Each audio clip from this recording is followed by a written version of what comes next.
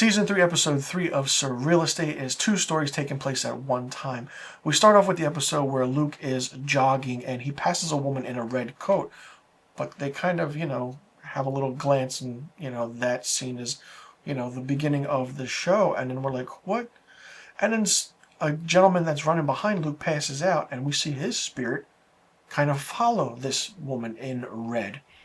And then we see Susan Ireland. Susan Ireland is at a farmhouse working on a development project with another realtor or developer, and there is some history to that area as well.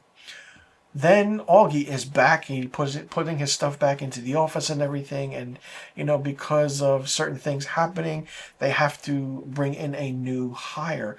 And Augie recommends someone who calls himself Tag.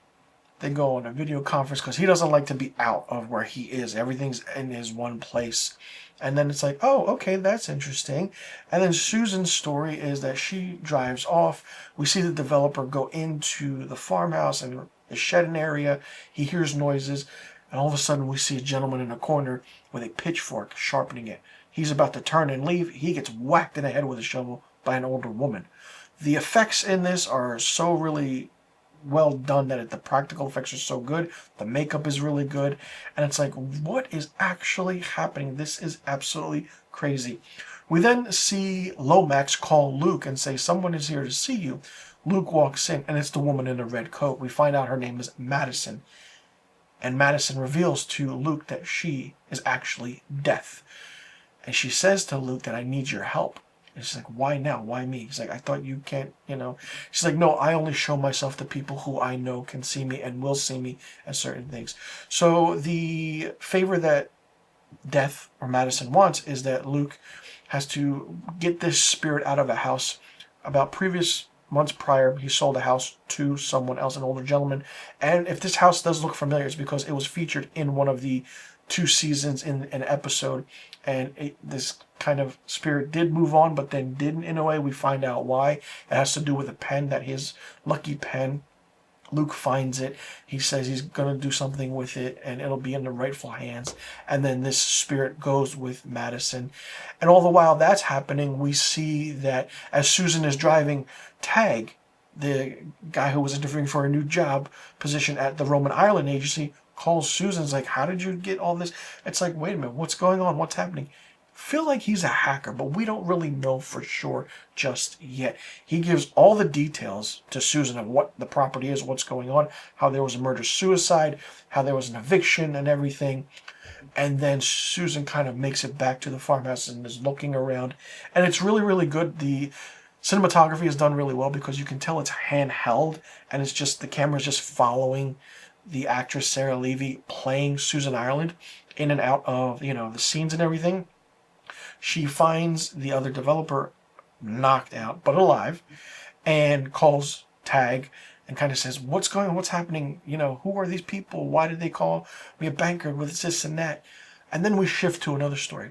We see Luke selling a home to a young woman who has a son who is starting her life. Her name's Isabel, a new job, leaving her past relationship, her ex and everything.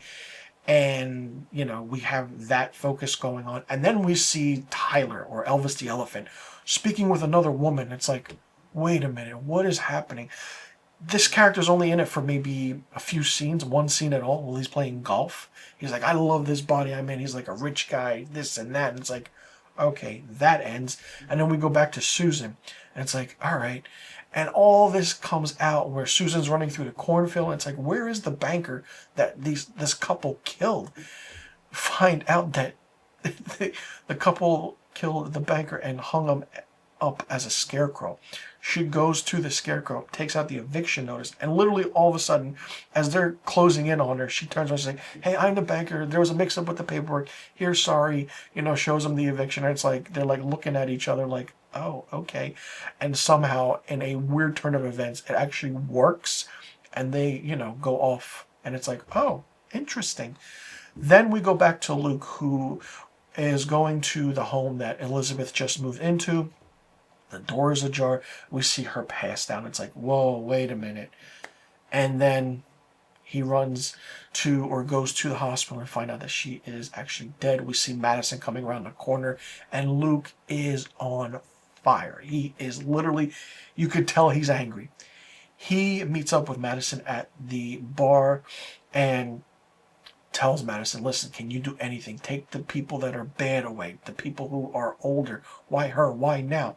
And it's like a crazy turn. Like, Luke gets angry. You don't see that at all. But then Luke is like, you can't, you got to take someone else. Madison's like, I can't do that because it's their time. I can't play with time. It's time.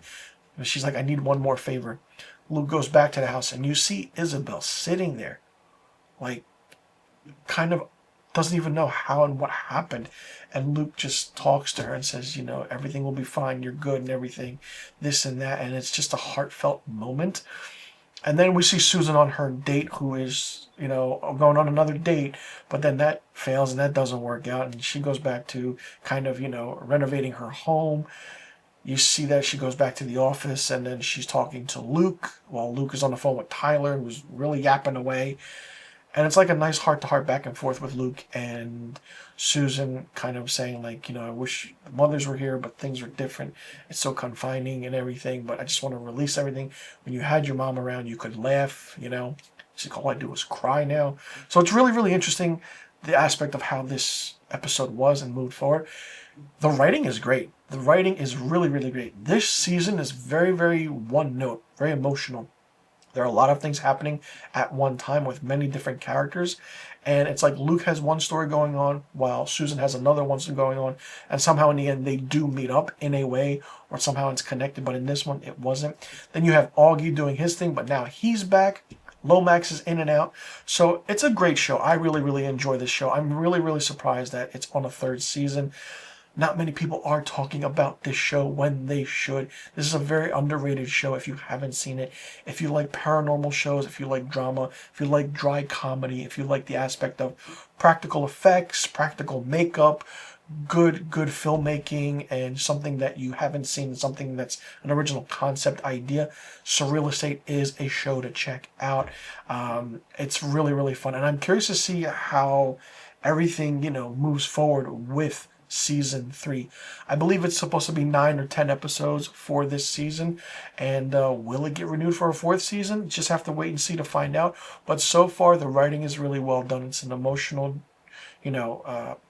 flow of how everything is, but then it's like there is a big villain in this, and we have to know who's Tyler, who's Elvis the Elephant, what's the backstory between that and Luke, and what will happen in the entirety of season 3. Let me know in the comment section what you thought about Season 3, Episode 3 of Surreal Estate. Did you like it? Did you not like it? What did you think of it? What did you think about the aspect of the story? Do you like that 2 different stories are taking place at the same time? Do you think we'll see the character of Madison or Death come back again? What is this whole Tyler thing? Who's Elvis the Elephant? And how do you see Season 3 playing out from here? Let me know in the comment section about all the questions I just asked. I'm Mr. Filmstock. Thanks so much for tuning in. I'll see you all in the next review video. And be sure you tune in next week to my Episode 4 Season 3 review of Surreal Estate.